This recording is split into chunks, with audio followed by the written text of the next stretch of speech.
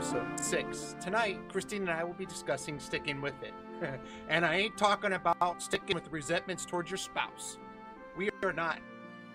But we are certified marriage life coaches through the American Association of Christian Counselors.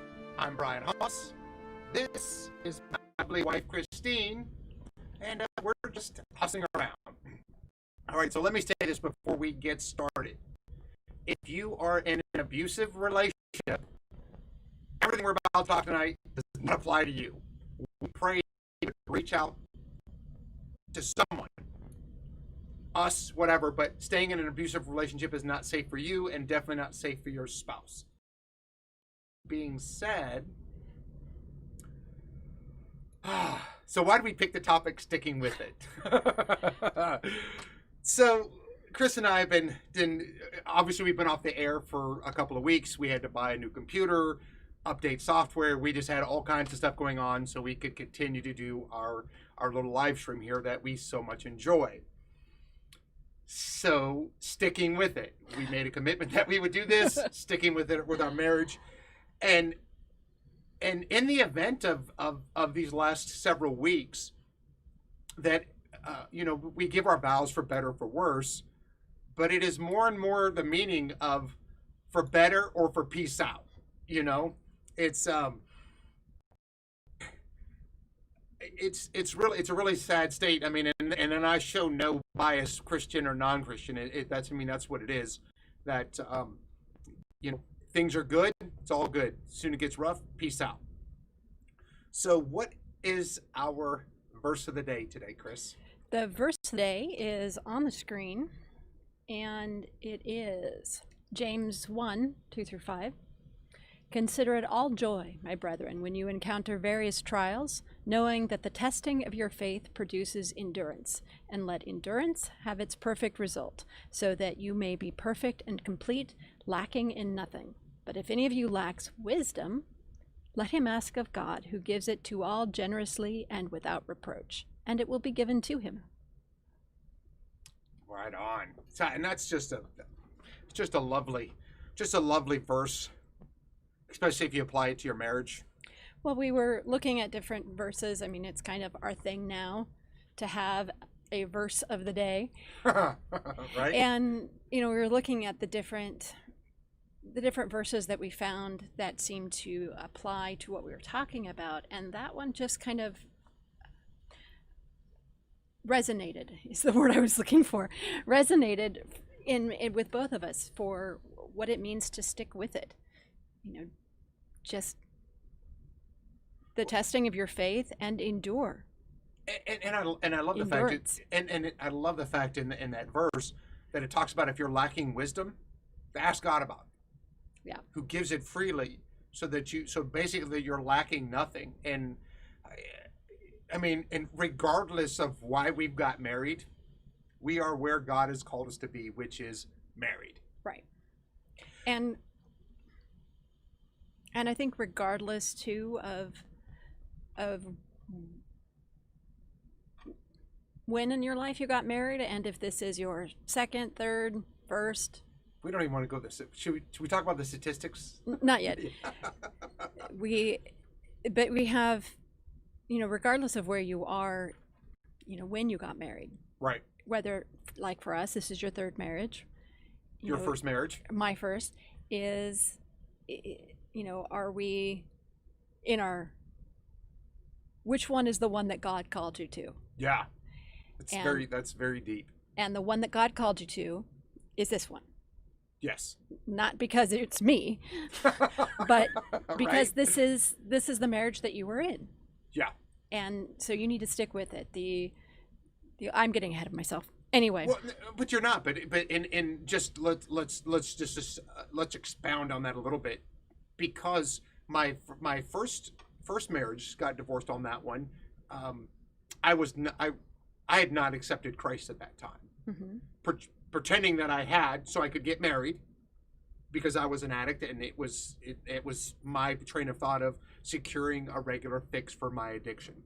Second marriage, when she left, I asked her if she was following Jesus, and she told me no, that she couldn't. So she demanded a divorce, and we are told to live in peace, right? And if the heathen request or demand something, that to give it to them. And so I talked to the pastor at that time, talked with Matt and Carrie and a lot of people, and they said to go ahead and get divorced because she's not a believer. So then that, as it brings us full circle to here we are, as you said, we are called where we are right now. Well, and even so, even if you had been a believer at the time, and even if your ex, was, whatever, this is where we are.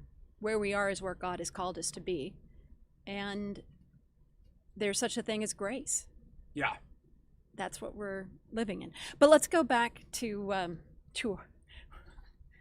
we'll have a list, and usually it's you that's like going off and On the tangent. on tangent, and it's me that's going, let's get back to the list. Wait, well, it's still me that's going back to the list, but I'm the one You that's ran that train down the tracks? Yes. True. Yeah, right? So let's talk about Job. And it's funny is that we talked about this over breakfast this morning about Job, and then we kind of ran through this after we had breakfast, and kind of try to work through most of this because of my ADD, and I'm not making excuses for it, but it helps her understand where I'm going to go off the rail, take that train down the tracks. But Job, if you think about Job, and in Job, the sons of God come waltzing into the kingdom, coming into the throne room. Satan's tagging along, and God's like, hey, bud, where you been? I mean, I put that in my text because that's how, in my relationship with God, there is reverence there, but I don't see him as my thing, but he made the platypus, and I'm sorry, that's an AD moment. God made a platypus. So I could just see him going, hey, bud, where you been? And the Satan's like, well, I've been on earth to and fro and checking it out. And then God says, have you checked out my servant Job? Blameless and righteous. There's been no other on him on the face of the earth. And then Satan says, well, it's only because you have a hedge of protection around him. Pull that away, and I guarantee you that he'll curse you. And so God says, so be it. Lets it happen. Gives Satan authority. And I love that this story. Job is sitting with his family having dinner, and servant comes in and says, basically the world is caved in and I alone have survived to tell you. Right. And then another servant comes in. And, while that guy's still talking. Right. And the whatever son or daughter has just been killed and lost everything. And I alone have survived to tell you. Oh, yeah. And there's like 5 or 6 of these. Yeah. I mean, just imagine you're sitting down eating dinner. Right. And you get 6 people come in, one right after the other. The first one telling you that you've lost your donkeys and whatever it was, and then all your kids are dead. They were the oldest son. The one of those comes in that all your children were at your eldest son's house, drinking wine and having a party, carrying on, and bam, they're all dead. And then whatever the last one comes, so Job rips his shirt, shaves his head. Well, I get that. So he rips his shirt, shaves his head, and he's like, "Oh my gosh, what's all this?" And then they go right back to the same thing again, right? God's doing what God does, and the sons of God come back. They come again, and there's Satan bebopping in. You think about it. He's the accuser. I take Satan that he is so arrogant in his way, right? He really is. Yeah. He is so arrogant in his. And hopefully I'm using this word, but his condemnation towards God, like his arrogance and anger towards God, is just unfathomable, right? Right. Knowing that God has basically crushed him, right? He's kicked him out of heaven. So it says it again. Well, the only reason why he didn't curse you is because he's still alive, right? No, because he's still healthy. Yeah, because he's still. Oh, that's right. He's right, because he's still healthy. So God says, okay, fine, but you can't kill him. She goes back, and this is where you were saying I was obsessing on the wife, because so he's got all these boils, and he's just like, obviously he's in an intense amount of pain. His wife is like, does your integrity mean that much to you? Just curse God and die. And he's like, hey, woman, I ain't doing that. Ain't doing it. Not cursing him. And I'll say it again. The wife has one line in 44 chapters. One line. I know. And we're gonna get to his so-called friends, right, that show up they show up 7 days, don't say anything, which I think is amazing. Yeah, I'm gonna hang out for 7. We're gonna comfort Job. Let's go comfort our buddy Job. 7 days, not gonna say anything, and then they let him have it. And it goes on, and before we get too far, Richard is watching. He commented, so a little shout out. Oh, Richard, hi, my Richard. buddy. I love you, Richard, and I can't wait for this pandemic to be over. Most of you don't know, I've known Richard for a very, very long time, and we just love him dearly. Him and his wife, Cherie, they are just wonderful people, and so anyway, we miss you, buddy. Back to Job. Yeah, back to Job. Anyways, so his buddies. His buddies show up, and they're like, they drop the hammer on him, basically telling him that he's eating on some secret sin, right? That's basically what they're saying, is that you, Job, all this happened because you got some sin in your life that you're not acknowledging.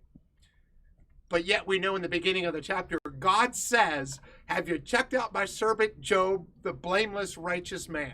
Right. I think he says he's righteous. And if I'm in, but that's crazy, right? So God's already validated Job, and Job doesn't know it, right? But Job, and it's crazy through the whole thing. His friends are, just beating him, like, totally beating him down, right? They're supposed to be comforting him, which they really suck at it. Completely. So the guy's lost all his fortune, his family. His wife is and I don't think, and again, she is trying to show sympathy for him because she knows he's in pain. She's like, dude, just curse God and be done with it. I can see, there's 2 ways to look at her. Yeah. She could be having compassion and saying, look, man, I don't want to see you suffer, so just curse God and die. or she could be saying it out of contempt for him. Look at, you're so worried about your integrity. So it's an interesting perspective. I mean, there is. I mean, so looking at that, so all of this means what in sticking to it? If you think through the whole thing with Job, God tells Job, "Where were you when I formed the earth?" Basically, can you give me any knowledge? And put on your, as I think you said earlier, put on your big boy pants, right?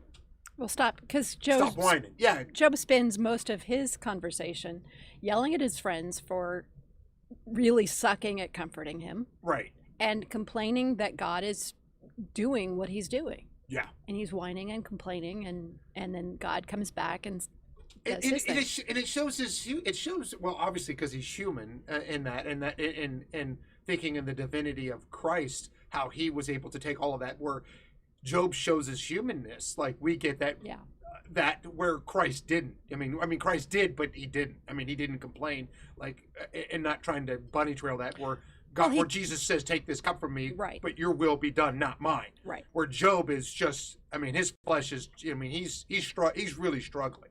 Right. He's really struggling with his integrity. He's struggling with why God would do this to him, because he's felt like he's done everything that he's done to the glory of God.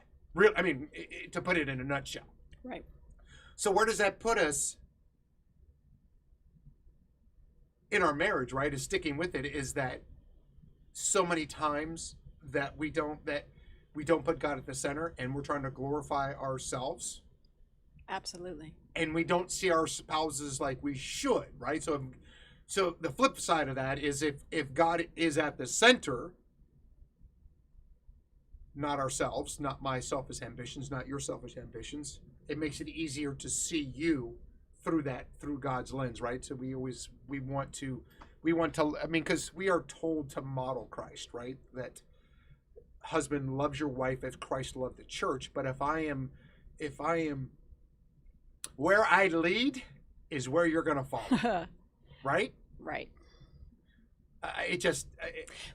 Well, and sorry, my brain was like going, okay, now I know we wanted to talk about this, and I couldn't trace where, and that's because it's right now, is that we, sorry, I think I just glitched a second there.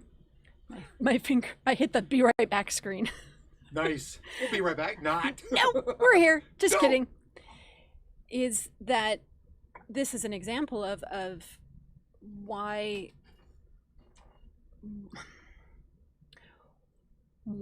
marriage is a model of God's relationship to his church.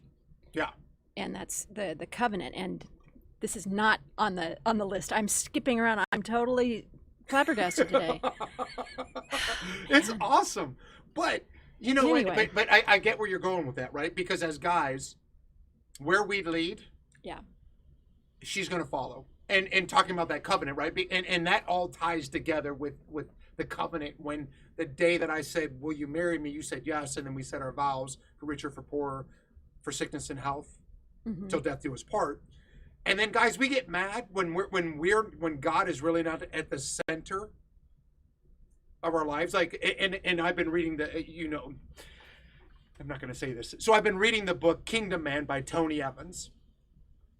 Any man that hasn't read it and you're a Christian, even if you're not a Christian, I still think you should read it, because it's so profound in the aspect of sticking with it.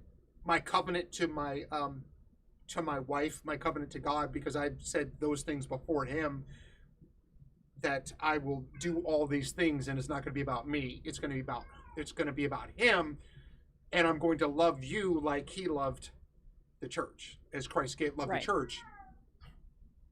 And I don't know if that's picking up. We have a cat that's like lost or something. She's wandering down the hall howling. So is the covenant. Yeah. Since we went there, let's just go there. I'm going to jump on the train and ride it with you. Or actually, since I'm the one that went off topic, you're going to jump on the train and ride it with me. But yeah. That's what covenant is. So the difference between a covenant and a contract. So marriage is a covenant. It is not a contract. It's not a business arrangement.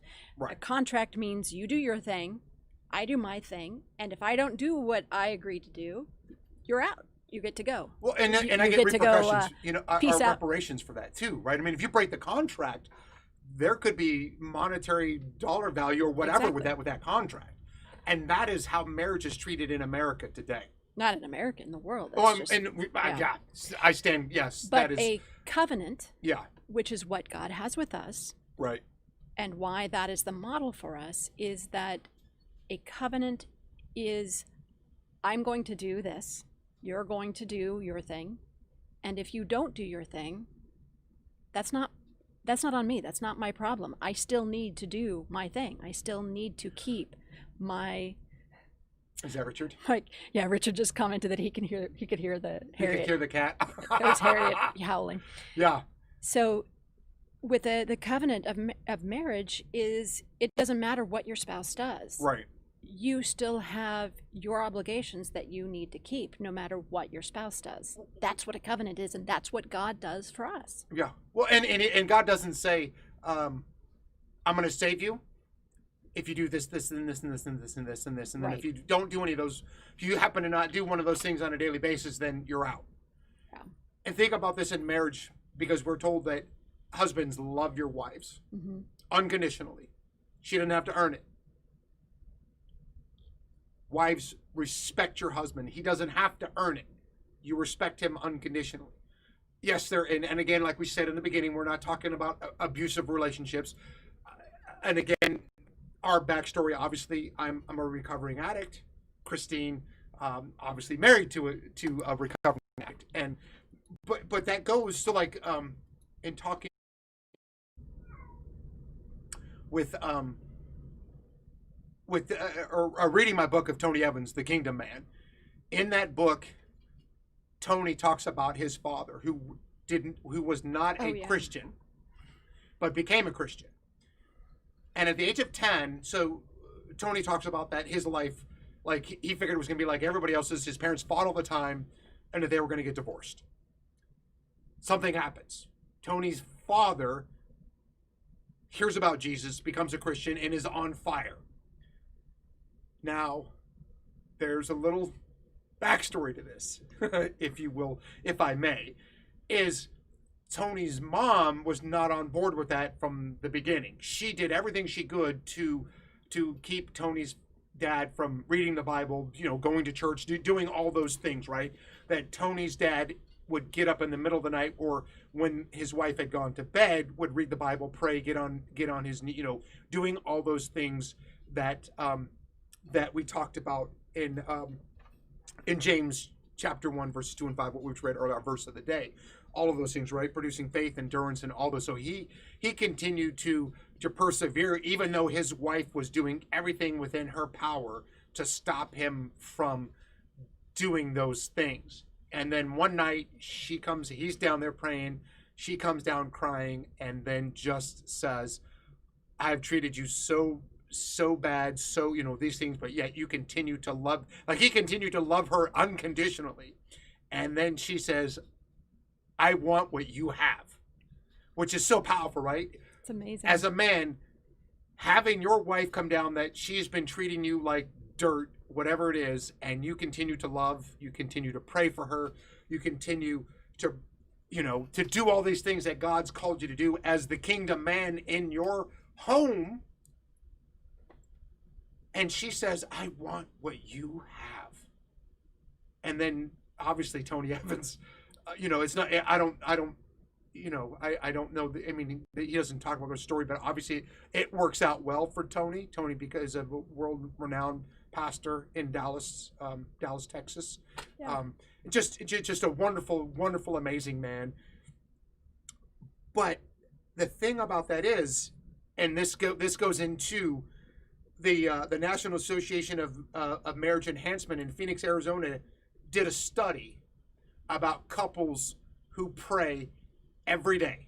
Well, give us some backstory, because I love this statistic. No, go ahead. This is Run one of my favorite things in all the studying that we did to get our certification for life coaching. Yeah. This was one of my favorite resources, but also statistics, little bits of. I love trivia. I love little bits of information. This one is just fascinating. Is that your first marriage, statistically, and the church is not very far behind the world. I don't think you could really make a distinction between the two. Not anymore. 1 and 2 ends in divorce. Yeah.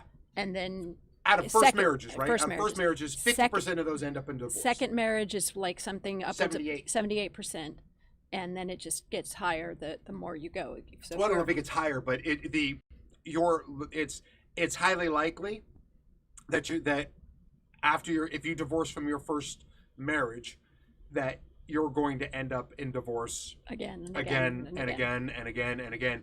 And that was, and then the fascinating thing is, but the statistic. So this is like one of those miracle cures for your marriage. Right. That's actually a miracle that actually works. Is that in the study that this National Association of Marriage Enhancement did, less than 1% of couples end up in divorce who pray together every day. Right. So if you pray together every day, there's a less than 1% chance that you will be divorced. It's just, that blows my mind. Well, but if you think about that, that's out of, and they surveyed. It wasn't just like a 5 people survey. Yeah, it was 1,156 people out of the survey. So one couple out of that, or less than 1% of those 1,156 couples, in that study, ended up getting divorced out of those that prayed every day, which is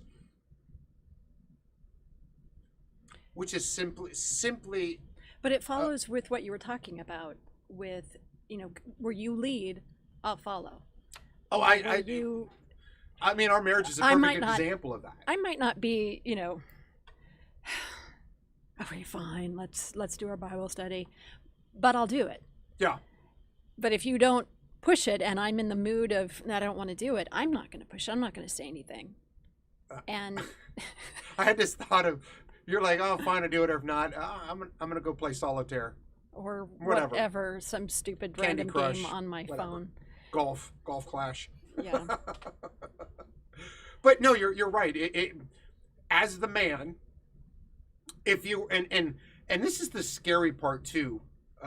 One of my friends made mention of this on the phone call a couple of day or so ago, and the world is really, really trying to emasculate men, and so a strong Christian man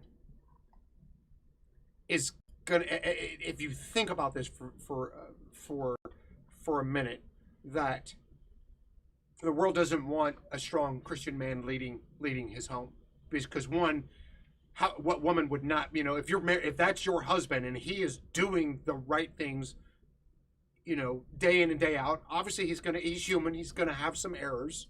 He's a broken, sinful being.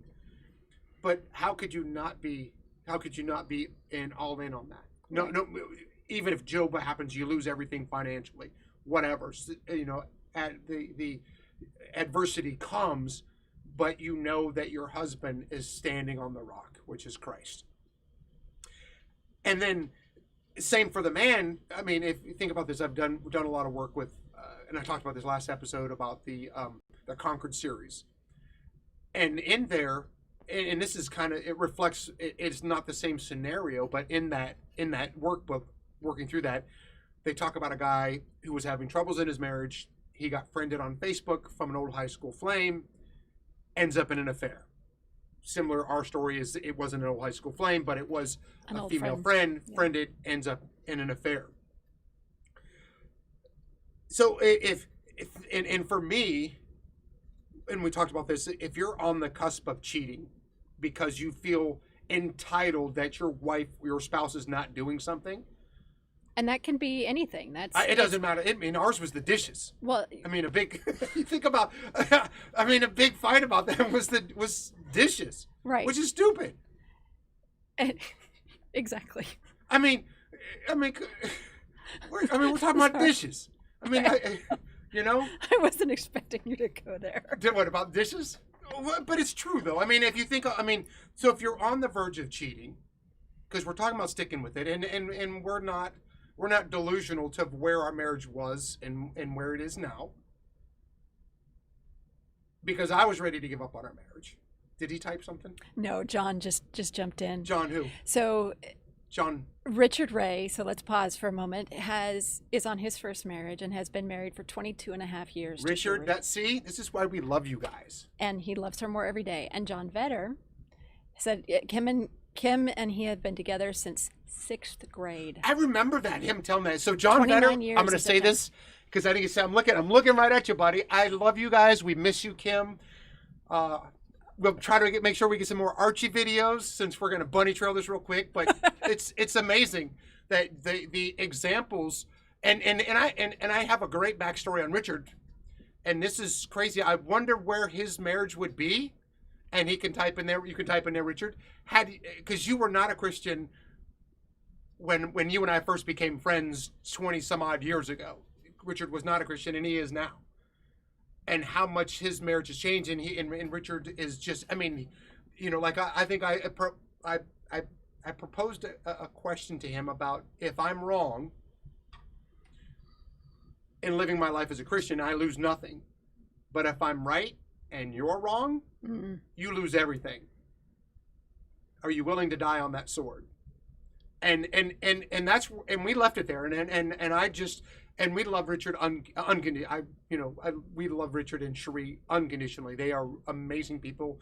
Yes, we suck at coming over to see you, but we have an excuse now because of the pandemic. An excuse now. Didn't have one before anyway. But it's true, is where you lead as the husband, right? And if you feel like you're entitled to something, like I felt like I was entitled to more sex. I really felt like I was entitled to it because I bought into the lie of sex is love, love is sex. So I looked for every little thing I could to show my justified lovelessness for you. I love that phrase. Well, but it's so true. Going so back telling. though to where your focus is where you're going to go. Yeah. If you focus on the negative, that's all you're going to see. And it holds true for the other end of the marriage as well, is that you can tell that something is off. Yeah. I don't know that you're, with, having an affair yet, but there's things that feel wrong. There's things that feel off. So, on the same sense that, you need to,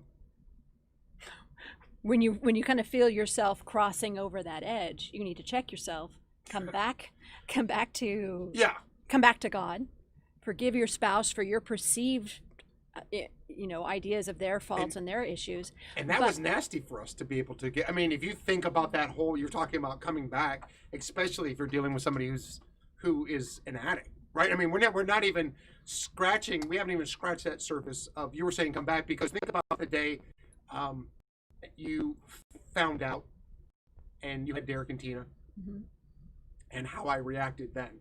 Right. Was totally busted, but I was so hell bent in my ways that I was like, no, I'm whatever. I wasn't hearing anything any of you had to say. I turned it around and made it. I don't want to say gaslighting, but no, it was. Because it was. Well, yeah, because I said that you guys were that I felt attacked, and that trying to make myself being on the right, trying to justify my behavior. Yeah. So yes, it definitely was a form of gaslighting. So with that in mind, owning up to that, it took almost I want to say a year, 8 months. No. How long? That was in March. You called and said you wanted to reconcile in May. It just felt like years. No, yeah, but was it March? Are you sure? We came back February? No, it was longer than that. It was Easter. Huh? It was Easter. It was an early Easter, but it was Easter. So it was only 3 months? It felt like longer. Wow. But we didn't get back together until August. But the process. Well, we didn't even get to bed then because I was still in California. But anyway, so we're totally on a bunny trail. Sorry about that, guys. But so you need to check yourself if you're considering, going that direction. You've already gone that direction. Is your prayer life waned too? Right. But for the other thing, for my part, is that when you start feeling that distance, start praying for your spouse. Start trying to connect with them, and not, I want my spouse, I need Bryan to be nicer to me. No. Well, and you said the other. I need to pray. You made mention of something yesterday about, and I know that we talked about this. It's somewhere in a conversation where the husband was praying for himself, towards his attitude towards his wife. Yeah. Right. To help reconcile their marriage, and that's another thing too, is about not just praying, oh God, you need to change her. Starts really, that for me, that's been my prayer over the last 4 years, is to continually, God, if there's something inside me that makes you sad, or my character defect, like I've said, I believe everybody belongs in Celebrate Recovery, because everybody's broken. Yeah. I mean, really, because like you said, if you're feeling distance, and I'm going to bring this full circle to Mark chapter 10, verses 6 and 9. But from the beginning of creation, God made them male and female. For this reason, a man shall leave his father and mother, and the two shall become one flesh. So they are no longer two, but one flesh. What therefore God has joined together, let no man separate. Nowhere in that does it say, what are you doing for me, Johnny come lately? I'm just saying that's, because then I'm speaking from my own experience in two failed marriages, and in this one, in the first 8 years of it, it was, Christine, what have you done for me lately? Nothing. Right. Well, I'm going to go find someone who's going to take care of me, Mm-hmm. And then really that takes us right into Romans 12:2. Oh. Right? And do not be conformed to this world, but be transformed by the renewing of your mind, so that you may prove what the will of God is, that which is good and acceptable and perfect.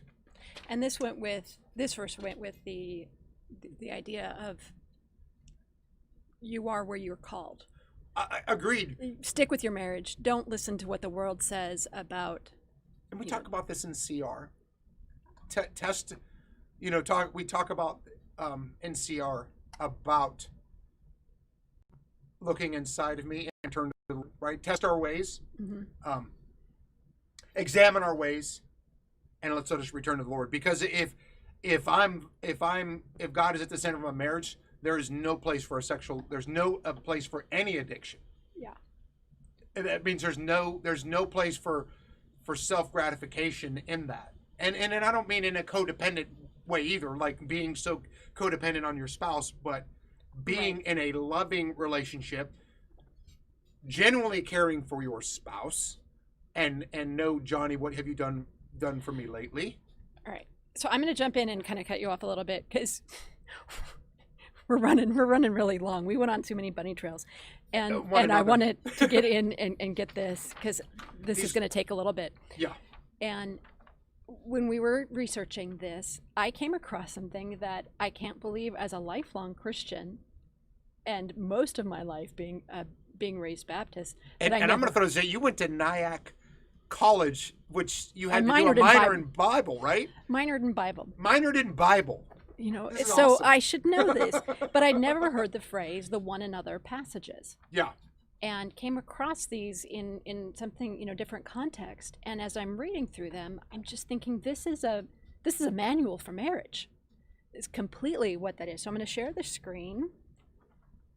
And these are the one another verses. And just note that these are all the Bible verses that we use are New American Standard, unless we state others. And it's like following the sword. Unless Bryan says, I want a different translation. And sometimes usually it's the New King James Standard, whatever. Anyways. So, and I've kind of put in bold the one another, but you can read in the entire thing. So Romans 12:10, be devoted to one another. Yeah. Romans 14:13, let us not judge one another. Romans 14:19, build up one another. Romans 15:7, accept one another. Romans 16:16, greet one another with a holy kiss. Yeah, baby. Yeah. 1 Corinthians 7:5, stop depriving one another. And this is actually talking about sexual. And I think it goes. I think I'm going to touch on this just real quick. I think it goes into much more of that. I mean, I know it does. It does talk about that. So Satan will not tempt you because of your lack of self-control. But also in that how many couples it says, stop depriving one another except by agreement for a time so that you may devote yourselves to prayer and come together again so Satan will not. So God's saying it ain't about sex all the time. Where's the intellectual, spiritual, and emotional intimacy? So stop acting like bunnies for 5 minutes. Gosh. and put God back at the center, because we can elevate the sexual intimacy into the place of where God should be. Absolutely. So anyway, so go ahead. So I just the want next to throw one. that out there. Yes, thank you for that though. Ephesians 4:1-3. Show tolerance for one another in love. Be kind to one another. Ephesians 4:32. Ephesians 5:8-21. Be subject to one another. Not just, and your favorite part of that verse, do not get drunk with wine. Yeah. Remember that on Monday when we're having our anniversary. Do not be drunk with wine. Anyway, Philippians 2:3-4. Regard one another as more important than yourselves. And I want to come back to that too. So that was Philippians? Yeah. And then Colossians 3:9-14. There's a whole list of things. Do not lie to one another. But the main thing is bearing with one another. Yeah. Well, and I love that, which is the perfect bond of unity, right? Yeah. Beyond all these things, put on love, which is the perfect bond of unity. That's just wonderful. Go ahead. So Thessalonians. We should have done that as the verse for the day. Anyway, Thessalonians, 1 Thessalonians 3. I'm sure we'll have another episode to. Yeah. Abound in love for one another. Increase and abound in love for one another. That's just a phenomenal word. Yep. 1 Thessalonians 5:11. Encourage one another. And build one another up. And 5:15. Always seek after that which is good for one another. Yeah. And you were going to come back, so you wanted to come back to Philippians 2, chapter 2, verses 3 and 4. Do nothing from selfishness or empty conceit, but with humility of mind, regard one another as more important than yourselves. Do not merely look out for your own personal interest, but also of the interest of others. And that's a fascinating verse if you apply that to your marriage. Yes. And I'm not saying codependent, again. We want to stipulate that codependency is not a good thing. Mm-hmm. But regarding, and again, we talked about this before, it's the same thing about your vision. I was wondering how we were going to pay for it. You thought I didn't want you to have it. Oh, the eye surgery. Yeah, your eye surgery, right? I mean, right. And you started crying, and it didn't turn into an argument. But I'm just saying, it's in regards to that. Is that I wasn't saying no, but you took it as no because I was trying to figure out the finances. The thing that I wanted to bring up about this verse is regarding one another is more important than yourselves. Yeah. And talking about how the world has skewed self-love. And taking care of yourself and, being... I mean, being healthy, not... I think you made the good analogy about the Snickers bar. Yeah. And the homemade chicken noodle soup. Is that we see taking care of ourselves as doing, I'm going to take care of myself and do what's right for me, except that what we do is we try and run on Snicker bars. That's healthy. Or using other people. Well, that's a Snickers bar. The analogy is that's my version of taking care of myself. Right. Given the option of having homemade chicken soup or a Snicker bar, I'm going to take the Snicker bar. That's not self-love. That's not taking care of yourself. Right. That's not honoring yourself. Right.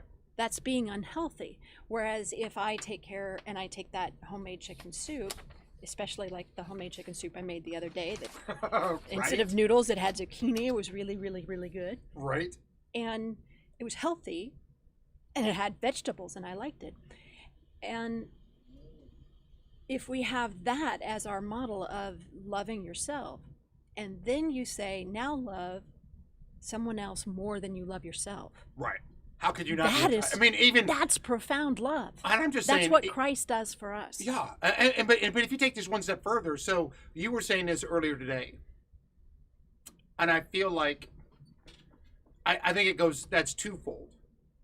Husband to wife, wife to husband, right? Mm-hmm. So if the husband it's one another. It's not a... Well, and I feel like that's in some areas that, not saying we struggle with that, but I mean, it's like a night and day. We all have our specific areas that we struggle with. Yeah, so. But I'm saying if you take the first 8 years and these last 4, I feel like you are much more attracted to me. I'm not talking physically, but intellectually, emotionally, and spiritually, much more on board. You know what I'm saying? No, I shouldn't say on board, but you're in my camp, my cheerleader, whatever you want to call it. I'm on your train, and I'm going down the track. You're going with me. But I'm just saying is that how as a woman, how can you not be attracted to those traits when your spouse is not saying that I'm not concerned about myself, because I am, go to the gym, trying to take care of me, but I'm also concerned about you and your health. Mm-hmm. And how are you doing today? Well, I love the analogy. And do you need, not to throw this out there, do you need to spend the day in the bed? Because there are days that we are all different, and sometimes the way we cope with that is sometimes a woman needs to take a day in the bed. I don't know that it's a woman. It's it's you. Me. I don't know if it's a female. I think it's a depression thing, honestly. But yeah, I think the analogy that works even better is the oxygen mask in the airplane. Yeah, put your own mask before you put on somebody else's. Before you put on your child's, yeah. Because you can't help them if you can't breathe. If you're not taking care of yourself, you can't take care of them. Yeah. Well, and that's what I said, like I said earlier, and it is that everybody belongs in Celebrate Recovery, because everybody's broken. I mean, just like we talked about this this weekend, I am leading a 12-step study, 12-step study in CR. I'm coming up on 4 years of sobriety from my sexual and porn addiction, and this weekend, in our study, in where we are in the chapters, they talk about a guy who was asked by or paid for by his church to go to the summit at Saddleback Church in California. And the guy gets there and he's mad because he finds out that Celebrate Recovery is about hurts, habits, and hangups, right? That it's a recovery. So the guy's mad, and then he talks to other people, so he talks to leaders there at CR, and he's like, well, I don't know why my pastor sent me, because I'm fine. There's nothing, this is stupid, blah, blah, blah. So he's mad the whole time he's there. And then he leaves, and then a week later, he actually attends a CR, does some of these things, and then writes a letter back to whichever leaders that he was talking to at Saddleback and tells them they're right. That he's complete, like he's got some hurts, habits, and hangups that he needs to deal with. And this is a guy who thinks he's got it all together. Right. But he doesn't. And that's why I feel like, I mean, it doesn't matter what it is. We are all broken, 100%. And then, and then I think we talked about this earlier, is being around authentic, as a male, being around other authentic males. I think that goes with tools going forward. Yeah. What tools can we offer to you, which is to help you with that? I have a verse for you. Oh, wait. So the first thing is read together, and read your Bible together. But read together. It doesn't really matter what it is. Somebody's talking. We were starting to get some audio crackle. Oh. So read together, pray together. Yeah. Go to church together. Oh. Because Proverbs chapter 27 verse 17, iron sharpens iron, so one man sharpens another.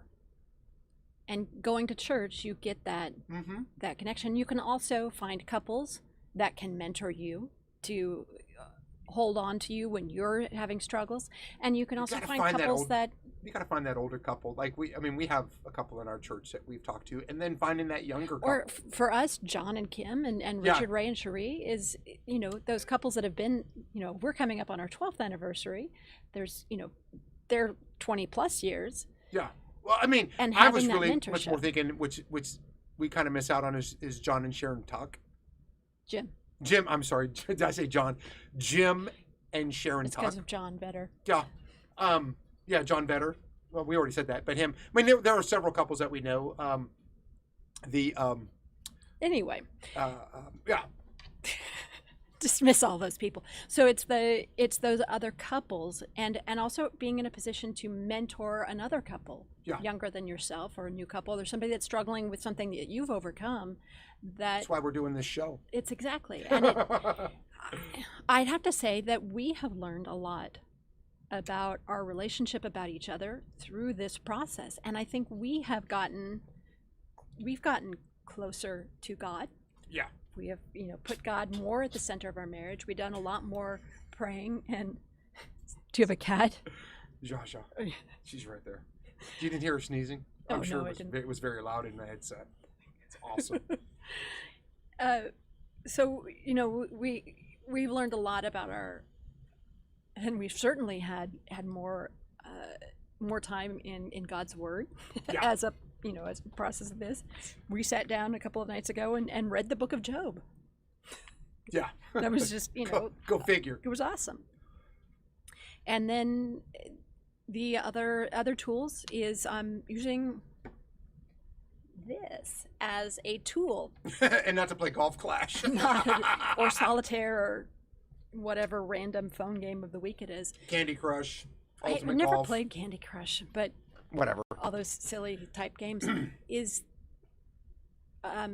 using your phone to set up reminders Yeah. to read together. If you're not doing it, track it. Yeah. You have ways to do reminders, all kinds of apps for that. And I have an app that I get, and every once in a while you'll see me looking at my watch because it's buzzing. Me too. It's time for my affirmation. So I've downloaded an affirmation app, and I deleted all the You are strong. You are worthy. yeah. I've deleted all the ones that it came with and put in things that I've learned from, our studies, from our therapy, from church. And we got to put it in there because we talk about our pastor every week. Yeah, Pastor Bryan Wolfmueller, Anyway, St. Paul, so he did a sermon Lutheran Church. several months ago now about in the book of Matthew when Jesus tells them to become fishers of men. So men And are that fish. And that have to be hooked. implication is that we are fish. So I have that as a reminder. Every once in a while, an affirmation will randomly come up, and it'll say, "We're fish." But then I That's also awesome. have ones that are, enjoy my husband. Mm. Reminder things like. In all his glory of ADD-nism. And there's Bible apps, there's prayer apps we use for our daily prayer. We do the Pray Now app, and it has the order of daily prayer from the Lutheran Book of Prayer, something like that. Prayer Now. Pray Now is the Pray app. Now. In which you do the order of daily prayer. Yeah. You know what that is if you're a Lutheran. If you're not a Lutheran, go check out the prayer book. As Wolfmueller says, it's just the what do you call how close you are to becoming a Lutheran. Everybody's becoming a Lutheran at some point. So, and then at the end of the day, though, it's all about God at the center, which allows you to give that grace to your spouse. It's as simple as that. And it's about glorifying him and not glorifying ourselves. At the end of the day. I want to use that. I don't want to say. We have a friend of ours that hates that saying. It is what it is. At the end of the day, it is what it is. So we're gonna wrap up. Again, I just want to give a shout out to Richard and John. Thank you guys so much for tuning in. Our first live actual chat that we get somebody come in, so that was actually very cool. I hope you guys enjoyed the show. If you would smash that like button, and also Richard, John, I'm going to task you guys with giving us our next subject. What would you guys like us to talk about in our marriage? Whatever. Give us a little something. Pray about it if you don't have something right now, but pray about it. I ask you and Kim and Richard and Cherie if you want to come up with our next topic. And if you guys don't come up with something, I'm going to blow up your phones until you give me something. So, anyways, we love you guys. Catch you in 2 weeks. See ya.